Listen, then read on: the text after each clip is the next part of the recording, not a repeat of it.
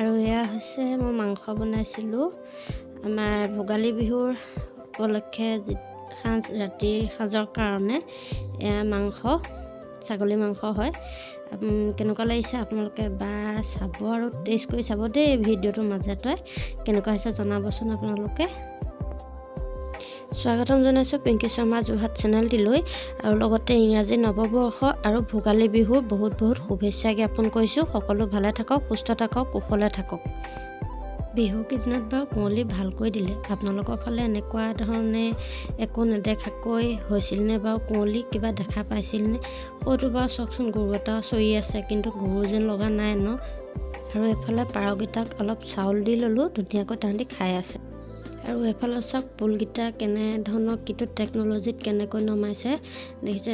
মানে যদি ইহঁতি এই ৰছীডালৰ ওপৰতে সকলোখিনি ভৰসা কৰে, যদি এনেকৈ ৰছীডাল বান্ধি নলয় তেতিয়া হয়তো পুলকেইটা ভাঙি যাব পাৰে। আৰু কি ধৰণে কিমান কষ্টত কেনেকৈ নমাইছে বাৰু চাওকচোন।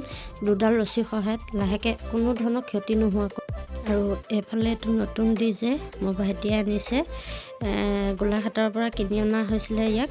আৰু মানে এইবাৰ বিহুত ভালকৈ ফূৰ্তি কৰিছে আৰু ডিজে বজাই দুটা চাউণ্ড বক্স, মানে কাৰো মাত কেনিও নুশুনাকৈ ডিজে বজাই থকা হৈছে আৰু দেই ৰাইজ।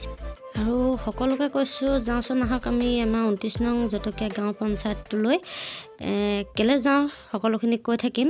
আৰু ইয়াত মানুহখিনি দেখিছে কিমান ভিৰ হৈছে, কমেও হাজাৰ মানুহৰ সমাগম। প্ৰথম কথা ইয়াত পুৰুষ নাই, অকল মহিলাই হৈছে। আৰু এই মহিলাখিনিনো কিহৰ কাৰণে গোট খাইছে তাকে চাওকচোন। আৰু এই নবৌজনীয়ে দেখিছে কিমান ধুনীয়াকৈ হাঁহি এটা মাৰিছে। আৰু ব'লক দেৰি নকৰি আমি 10,000 টকাটো লৈ লওঁ নে কি কয় আপোনালোকে পালে না ক'ব দেই। ৰ'ব এতিয়াই নিদিয়ে 10,000 টকা, কিন্তু ইয়াত বহুতখিনি কাম কৰিব লগা আছে, তেতিয়াহে পাব 10,000 টকাটো। অসমৰ মুখ্যমন্ত্ৰী ডক্টৰ হিমন্ত বিশ্ব শৰ্মা ছাৰে যেতিয়া ঘোষণা কৰিছিল যে মহিলাসকলক আত্মসহায়ক গোটক যিহেতুকে 10,000কৈ টকা দিম বুলি প্ৰতিশ্ৰুতি কৰিছিলে, আজি সেই দিনটো আহি পাইছেহি। বিশেষকৈ ফৰ্মখিনি লোৱাৰ সকলোখিনিয়ে আশাত বন্দী, কিজানিবা কিবা এটা হয়। তাৰ বাবে ঘৰৰ সকলো কাম কাজ এৰি পঞ্চায়তত এনেকৈ সমূহ মহিলাসকল একত্ৰিত হৈ পেলাই আজি এই ফৰ্মখিনি যেনেকৈ দিছে তাক লৈ বহুত চিন্তিত হৈ আছিলে সকলোখিনি ৰাইজ। গতিকে বহুত ধন্যবাদ।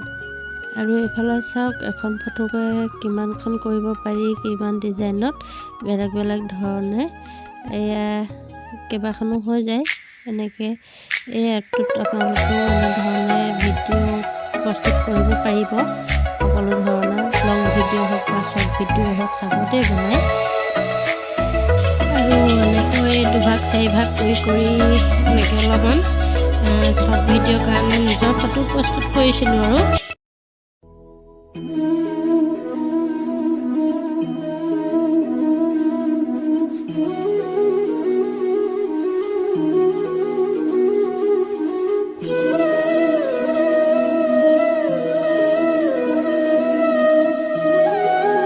আৰু শেষত মোৰ ভিডিঅ'টো চাই ভাল পালে আপোনালোকে লাইক, কমেণ্ট, শ্বেয়াৰ কৰিব। আৰু যিসকল নতুনকৈ আহিছে মোৰ চেনেলটো ছাবস্ক্ৰাইব কৰি কাষতে থকা বেল আইকনটো